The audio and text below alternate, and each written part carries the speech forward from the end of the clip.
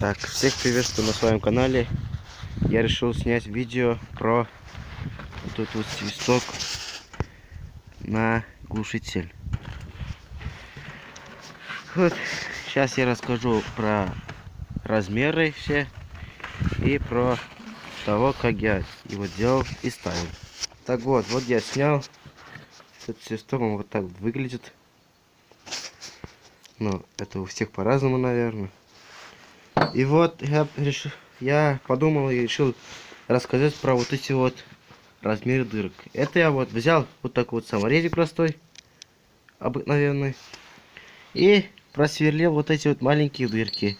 А вот эти вот более большие я нашел обыкновенное сверло. Там размер не имеет значения. Главное, что не такой большой, ну, примерно вот такого вот размера.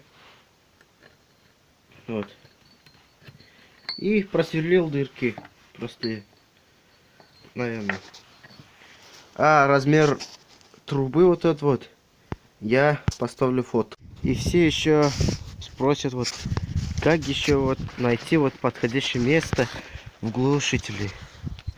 Вот так вот продеваем проволоку. Трактор запускаем. Так вот просовываем сюда. И вверх, вниз. И находим, где лучше свистит. Вот именно звук какой будет, я поставлю видео в описании вот про того, как свистит именно мой трактор.